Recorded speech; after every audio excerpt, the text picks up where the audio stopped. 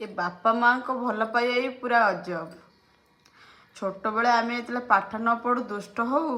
बापा आसिक बो को गाली करती तो मुह जो एमाने बिगड़ी गले से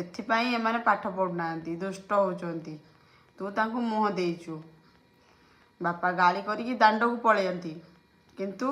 बो कौन कहे तुम मैंने कहीं सेमती होच हो चल बापा रागिंट खाई पी दियो बापा आसले ना तुमको आहरी गाली देवे जाओ पाठ पढ़ो आमे खाई देकी जाकि शोई पड़ू आमे से राग लगे कि बापा मो खुशी रे बाधा दौरान आमको खेलवा को दौना आमको पाठ पढ़िया को दौना किंतु बापा माँ मैंने कहती कि से डर थाए जे मो पिला खराब बाट को पलैब कि मो पिला पाठ पढ़ोनी कि मो पिला बड़ मनीष हो पारनी कि से आमको गाली दियंती आमे से बुझी पारना।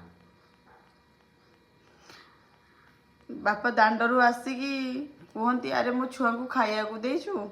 छुआ खाई शोई पड़े बो जदि ना कहीदेला ना खाया को देनी तुम तो मना कर बापा कहती मु कौन मना कर मो छुआ को तू उपास रे शुआबू बापा जाकि पाखरे बसी मुंड आउसी दियंती कहती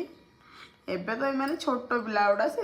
दुष्ट होती तांकर बड़ हेले बुद्धि होनी से मनीष हो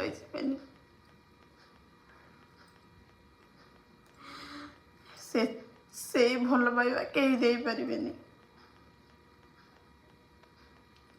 बापा माँ मैंने कहीं छुआ को गाली दियंती